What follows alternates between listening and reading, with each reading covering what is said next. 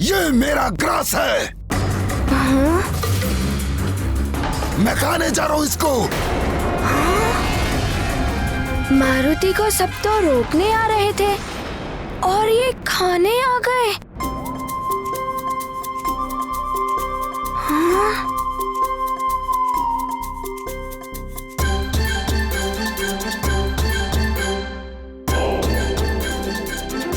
अरे आपकी तो देह ही नहीं है और पेट भी नहीं है। आप क्या करेंगे उसे खाकर? किस पेट में ले जाकर पचाएंगे उसे?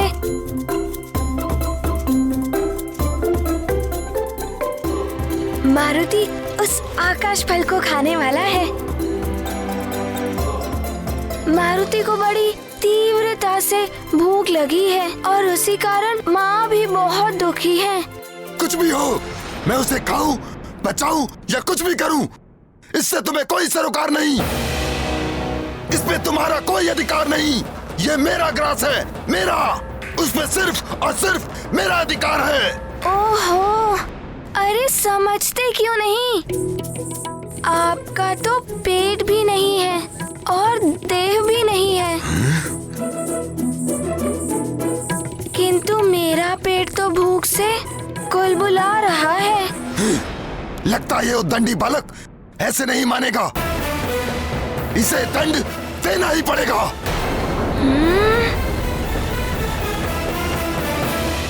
यत्वा सूर्यस्वर्भानुस्तमसा विद्यदासुरः अक्षेत्र विद्यथा मुग्धो भुवनान्यदीधयु स्वर्भानुरोदयतीन्द्रमाया अवो दिवो वर्तमाना अवाहन गूलं सूर्यतमसापव्रतेन तुरीयेण ब्रह्माणा विन्ददत्रिः।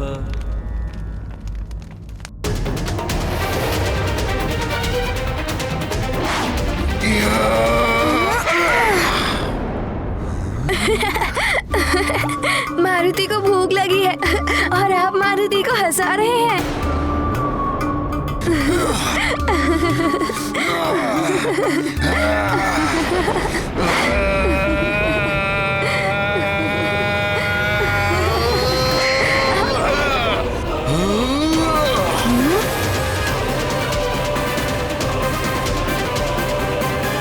सूर्येन्दुग्रहणं यावत् तावत् कुर्याजपादिकम्। बस कुछ क्षण और प्रतीक्षा। सूर्य ग्रहण होते ही कवच में सिद्ध मायावी शक्तियां आना आरंभ हो जाएंगी।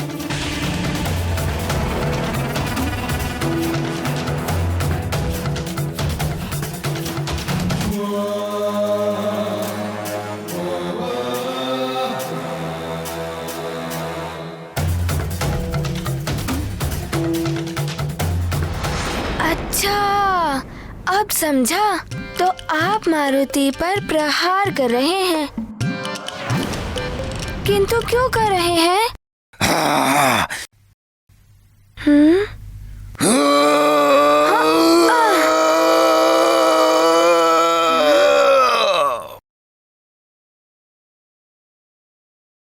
देखिए, मारुति की आपसे कोई शत्रुता नहीं है, फिर भी आप ऐसा क्यों कर रहे हैं? बार बार राहुल समझा रहा तुझे। हाँ?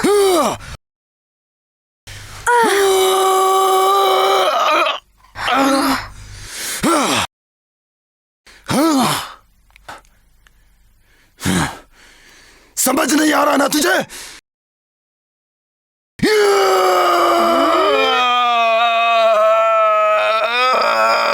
आप मारुति को विवश कर रहे हैं, क्षमा कीजिएगा।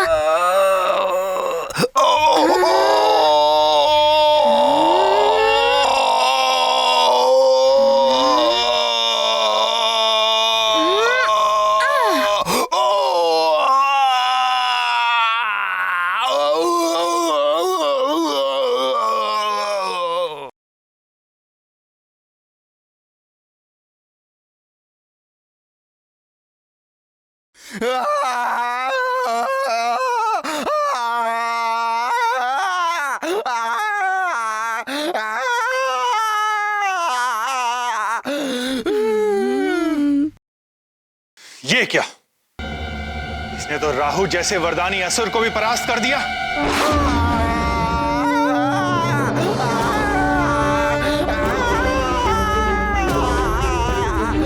मारुति का आकाश फल।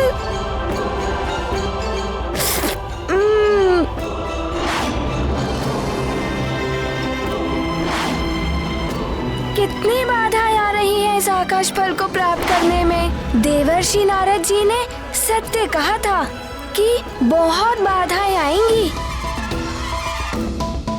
किंतु मारुति ने भी उनसे एक सत्य कहा था कि मारुति उस आकाश फल को खाकर ही रहेगा। यत्त्वासूर स्वर्भानुस्तमसा विद्यदासुरः अक्षेत्र विद्यथा मुग्धो भुवनान्य दीधयु। यज्ञ संपन्न हो गया है महाराज। अब सूर्य ग्रहण प्रारंभ होने वाला है।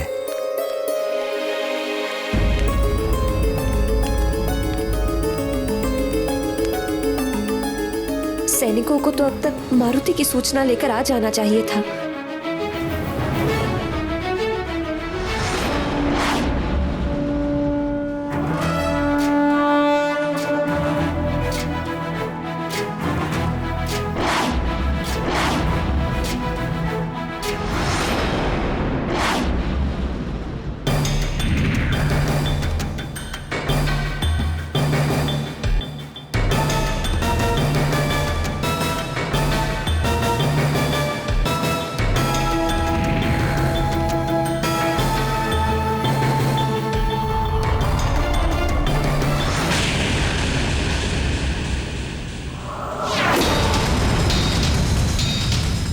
ये क्या हो रहा है?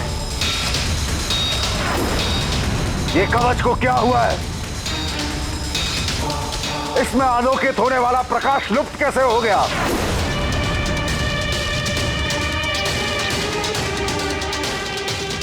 आश्चर्य है दशानन। ग्रहण का समय हो चुका है, किंतु ग्रहण अभी आरंभ नहीं हुआ। छाया भी अपने स्थान तक पहुंच चुकी है, किंतु ग्रहण का कोई लक्षण नहीं दिखाई दे रहा है।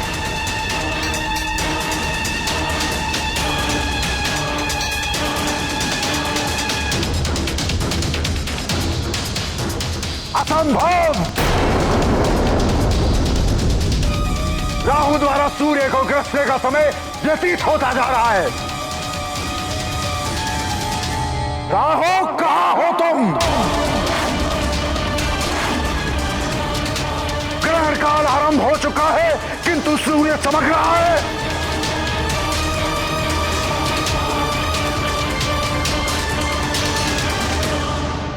कहीं देवताओं ने फिर से छल तो नहीं किया, या राहु को रोकने की कोई नई युक्ति ढूंढ ली है। ये देवता भली भांति जानते हैं कि चंद्र ग्रहण और सूर्य ग्रहण के समय ही असुर अपनी असुरी शक्तियों में वृद्धि करने के लिए मायावी यज्ञ और विधान रचते हैं। यदि यह सत्य है कि सूर्य ग्रहण रोकने में देवताओं ने प्रयास किया है, तो महादेव की सौगंध, दशानन के कोप का भागी बनना पड़ेगा तुम्हें।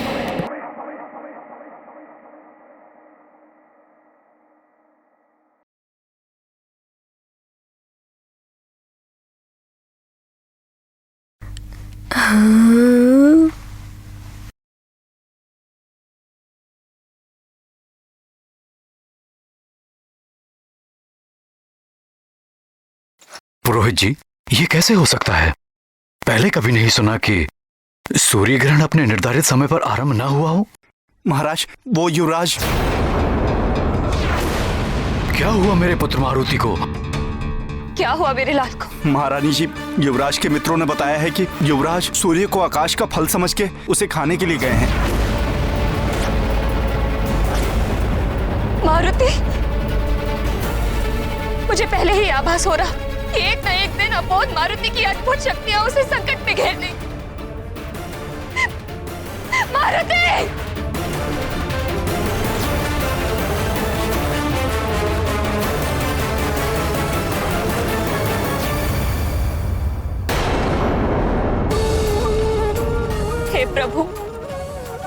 देवेश्वर, हे भोलेनाथ, हे कृपालु, मेरे लाल की रक्षा करना, उस पर कोई संकट आने ना पाए।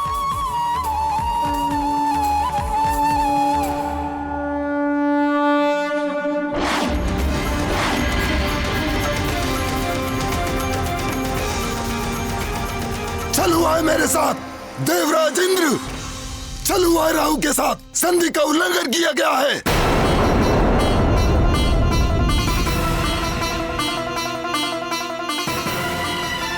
क्या अनर्गल प्रलाप कर रहे हो राहु? कैसा छल? किस संधि का उल्लंघन? भूल गए देवराज इंद्र, स्मरण कीजिए। अमृत प्राप्ति के लिए समुद्र मंथन के वक्त देवताओं और दानवों के मध्य क्या संधि हुई थी? भली भांति स्मरण है हमें। देवों का नेतृत्व मैं ही कर रहा था। तुम सब असुर दैत्यराज बाली के नेतृत्व में दूसरी ओर थे। समुद्र मंथन के लिए मंदराचल पर्वत को मथानी बनाया गया था।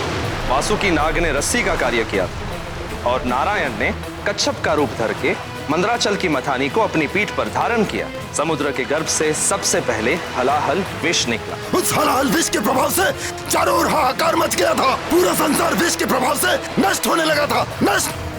तब महादेव ने उस विष को अपने कंठ में धारण करके संसार की रक्षा की और महादेव नीलकंठ कहलाए। अमृत प्राप्ति के लिए मंथन चलता रहा। इस मंथन से ऐरावत, कल्पवृक्ष, वारुणी, लक्ष्मी, चंद्र, कामधेनु, कौस्तुभमणि आदि अनेक रत्न निकले। और उनमें से कुछ रत्नों को आप देवताओं ने रखा था और कुछ को हम असुरों ने रखा था। मंथन के अंत में धन्वंतरी अमृत का कलश लिए निकले, किंतु तुम असुरों ने बलपूर्वक उनसे वो कलश छीन लिया। तब उस अमृत को देवताओं और असुरों में वितरित करने के विष्णुदेव को मोहिनी रूप धारण करना पड़ा। और ये मोहिनी रूप हम असुरों को अमृत से वंचित रखने की विष्णु की एक चाल थी और इस चाल को मैं भली भांति समझ गया था। इसलिए मैं देवताओं का रूप धारण करके सूर्य और चंद्रमा के मध्य जाके बैठ गया था। और कपट करके तुमने भी अमृत का पान कर लिया था। हाँ इंद्रदेव, किंतु सूर्य और चंद्र ने मुझे पहचान लिया और दंड स्वरूप विष्णुदेव को सुदर्शन चक्र से तुम्हारा शीश काटना पड़ा था। हाँ इंद्रदेव, और मेरा शरीर दो भागों में विभक्त हो गया था, परंतु अमृत पीने के प्रभाव से मेरे शरीर के दोनों भाग अमर हो गए थे। मेरा धड़ कहलाया केतु और ब्रह्मदेव ने मेरे शरीर के दोनों भागों को ग्रहों में स्थान दिया, किंतु तब भी मेरे मन से सूर्य और चंद्र के प्रति बैर की भावना समाप्त नहीं हुई थी। प्रतिशोध लेने की भावना से मैंने सूर्य और चंद्र पर लगातार आक्रमण करना आरंभ कर दिया। मैं उन्हें खा जाने को तत्पर था। इसीलिए तुम असुरों के साथ संधि करके तुम्हारे आत्मसंतोष के लिए हमने ये विधान बनाया कि पूर्णिमा और अमावस्या को तुम चंद्र और सूर्य को ग्रस सको। इस विधान के अनुसार आज मुझे सूर्य को ग्रसना था, परंतु आप देवताओं ने मेरे साथ छल किया है, मुझे सूर्य को ग्रसने से रोका है। ये एक अन्याय है जो एक नए देवासुर संग्राम का कारण बन सकता है। ये क्या कह रहे हो राहु? समुद्र मंथन के समय से लेकर आज तक कभी भी किसी ने तुम्हें सूर्य या चंद्र को ग्रसने से नहीं रोका। फिर आज तुम ये कैसे कह रहे हो कि हमने उस संधि का उल्लंघन किया है? आप देवों ने किसी वानर बालक को भेजा है जिसने मुझे सूर्य तक पहुंचने ही नहीं दिया। धक्का देकर भगा दिया उसने मुझे।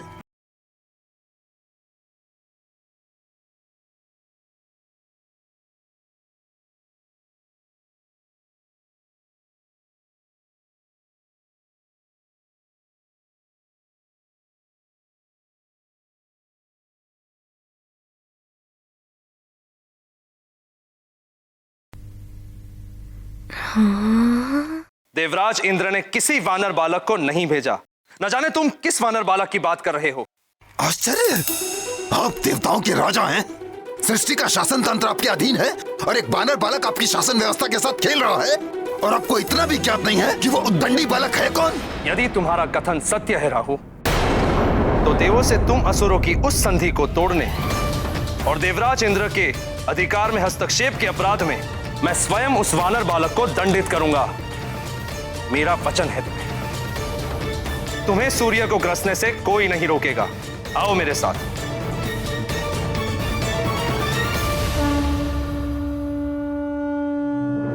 अच्छा, तो ये है वो आकाश फल। कितना बड़ा है।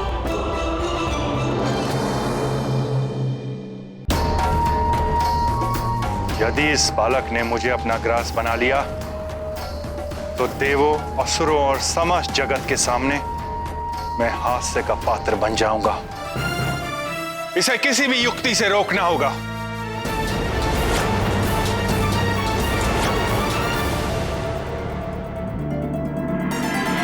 नारायण नारायण। कालदेव, अग्निदेव, वरुण देव, आपका अभिमान तो चूर चूर कर दिया एक बालक ने। इससे तो मारुति की भूख अवश्य मिट जाएगी। सूर्य देव, अब आप भी सजग हो जाइए। ये मुझे निगल नहीं पाएगा। भले ही इसने कालदेव को अपना देव विस्तारित करके पराजित किया था, किंतु मेरे साथ इस बालक का ऐसा करना असंभव है। अब तो मारुति इसे खाकर ही रहेगा। मेरा विस्तार तो बहुत अधिक है। इतना दूर आना पड़ा मारुति को इसे खाने के लिए। मारुति का आकाश फल, ये तो बड़ा ही अद्भुत है। मारुति अभी ये खाएगा। किंतु इतने बड़े आकाश फल को खाने के लिए तो मारुति को अपना आकार भी बढ़ाना पड़ेगा।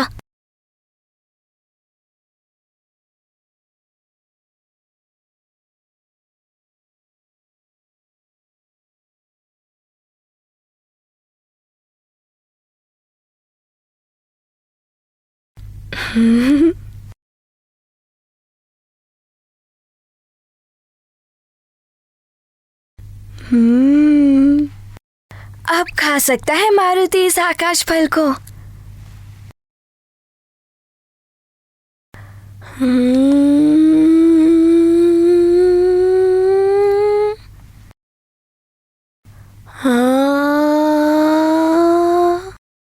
ये आकाश फल तो बढ़ रहा है।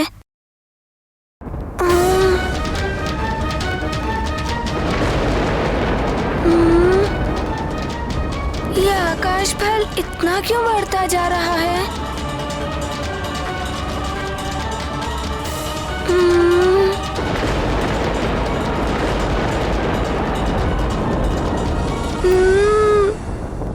अरे ये तो बढ़ता ही जा रहा है।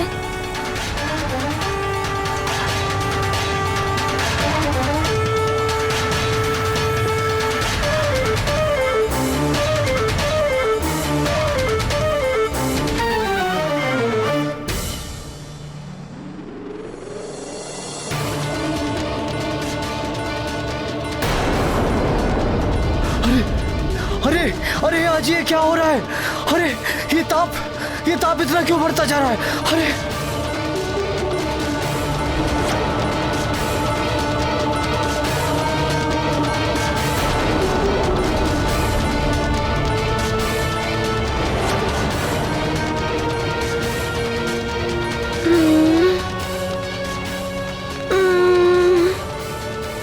क्या करे मारुति?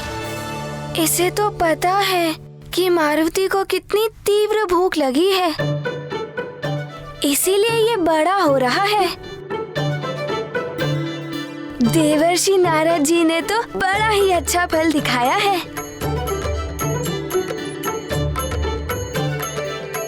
इसे खाकर तो मारुति की भूख भी मिट जाएगी और माँ की चिंता और दुख मिट जाएगा।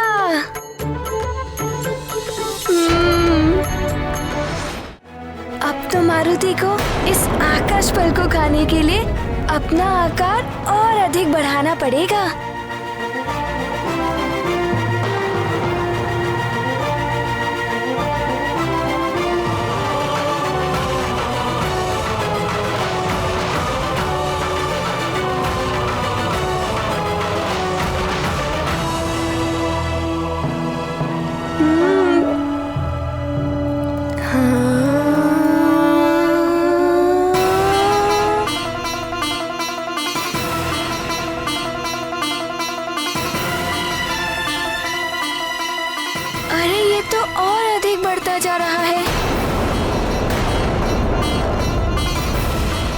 ग्रहण तो हुआ नहीं और सूर्यदेव का ताप भी असहनीय हो गया है।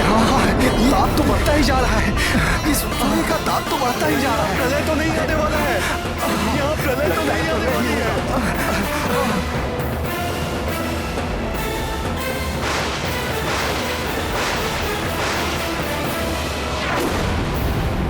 अरे ताप बढ़ता ही जा रहा है। आज सब कुछ विचित्र ही हो रहा है महाराज। अरे प्रलय तो नहीं आने वाला है आज।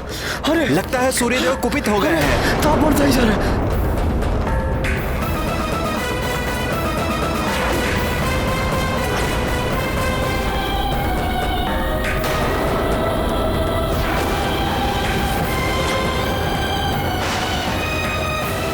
ये तो प्रलय के लक्षण दिखाई दे रहे हैं। मारुति! कहाँ हो तुम पुत्र?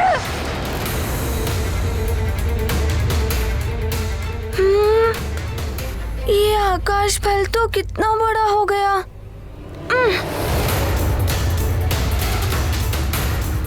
हे सूर्यदेव, ये ताप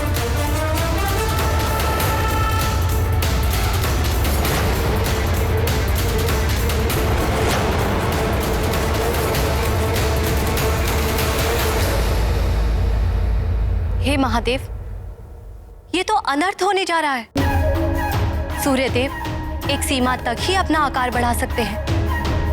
अपनी मर्यादा से अधिक आकार बढ़ाएंगे तो उनमें विस्फोट हो जाएगा। वे स्वयं खंडित हो जाएंगे और खंडित हो जाएगा उनका सूर्यलोक। असमय ही सृष्टि में प्रलय आ जाएगी महादेव।